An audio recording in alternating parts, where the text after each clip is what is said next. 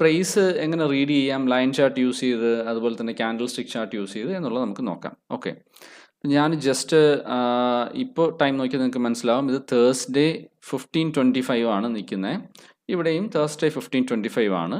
Further move ചെയ്യുന്ന സമയത്ത് അടുത്ത ദിവസം, അതായത് നെക്സ്റ്റ് ഡേയിൽ മാർക്കറ്റ് ഓപ്പൺ ആയത് ഒത്തിരി ലോയിലാണ്. അതായത് ഒരു ഗ്യാപ്പ് ഡൗൺ ഓപ്പണിംഗ് ആണ് മാർക്കറ്റിൽ ഇവിടെ സംഭവിച്ചിരിക്കുന്നത്.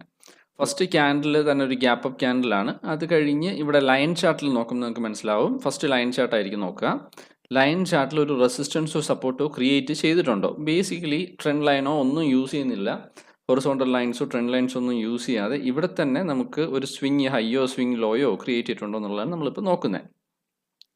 ഒന്നും ക്രിയേറ്റ് ചെയ്തിട്ടില്ല. ഒരു 5 മിനിറ്റ്സ് ക്യാൻഡിലാണ് നമ്മളിത് മൂവ് ചെയ്തുകൊണ്ടിരിക്കുന്നത്, 5 മിനിറ്റ്സ് എന്നുള്ള ടൈം ഫ്രെയിമിൽ.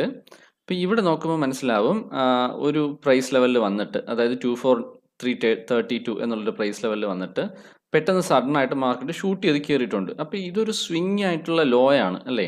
അപ്പോൾ ഈ സ്വിങ് ലോയെ നമുക്ക് ഒരു ഡൈനാമിക് സപ്പോർട്ടായിട്ട് കൺസിഡർ ചെയ്യാം. It's not an absolute support, it's a dynamic support ആയിട്ട് കൺസിഡർ ചെയ്യാം. അപ്പോൾ ഡൈനാമിക് സപ്പോർട്ടിൻ്റെ ലെവലിൽ നോക്കിയാൽ നമുക്ക് ജസ്റ്റ് ഒന്ന് മാർക്ക് ചെയ്യാനായിട്ട് ഇവിടെ ഒരു ലൈനെ കൊണ്ടുവയ്ക്കാം.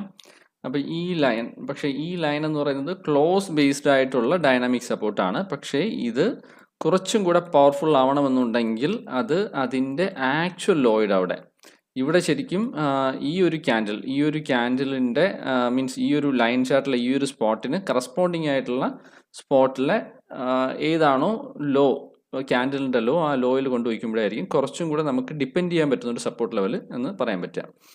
ഇപ്പോൾ 24907 ആണ് നമുക്ക് അങ്ങനെ ഡിപ്പെൻഡ് ചെയ്യാൻ പറ്റുന്ന ഒരു സപ്പോർട്ട്. അവിടെ നമ്മൾ ഇതിനെ കൊണ്ട് പ്ലേസ് ചെയ്തു. ഇനി ഇവിടെ റെസിസ്റ്റൻസ് ക്രിയേറ്റ് ചെയ്തിട്ടില്ല. ഇവിടെ ക്യാൻഡിൽ ചാർട്ടിൽ നോക്കിയാൽ മനസ്സിലാവും, ജസ്റ്റ് ഷൂട്ട് അപ്പ് ചെയ്തു. ഇനി ഇവിടെ കണ്ടില്ലേ, ഇതേപോലെ ഒന്ന് ഷൂട്ട് അപ്പ് ചെയ്ത് ഒരു സ്വിങ് ഹൈ ക്രിയേറ്റ് ചെയ്യുന്ന സമയത്ത് നമുക്കിവിടെ റെസിസ്റ്റൻസ് എന്ന് പറയാൻ പറ്റും. അപ്പോൾ ഇപ്പോൾ റെസിസ്റ്റൻസ് ഇല്ല, നമ്മൾ വെയിറ്റ് ചെയ്യുവാണ്. മാർക്കറ്റ് അടുത്ത 5 മിനിറ്റ്സിലോട്ട് മൂവ് ചെയ്തു. പെട്ടെന്ന് മാർക്കറ്റ് ഒന്ന് താഴോട്ട് അടിച്ചു. അപ്പോൾ ഇവിടെ ഇതേപോലെ ഒരു ഡൈനാമിക് ആയിട്ടുള്ള ഒരു റെസിസ്റ്റൻസ് മാർക്കറ്റ് ക്രിയേറ്റ് ചെയ്യുന്നുണ്ട്. അപ്പോൾ നമ്മൾ അവിടെ ഡൈനാമിക് റെസിസ്റ്റൻസിനെ അവിടെ കൊണ്ടുപോയിക്കുന്നു. അതിന് കറസ്പോണ്ടിങ് ആയിട്ടുള്ള ഏരിയയിലെ ഇവിടുത്തെ ഹൈ എന്ന് പറയുന്നത് കുറച്ച് മുകളിലാണ്. അപ്പോൾ അതനുസരിച്ച് നമ്മളിവിടെ അഡ്ജസ്റ്റ് ചെയ്ത് വയ്ക്കുകയാണ്. കുറച്ച് മുകളിലാണ്, ദാണ്ട് ഇവിടെ ഈ ലെവലിൽ നമ്മളത് അഡ്ജസ്റ്റ് ചെയ്ത് വെച്ചു.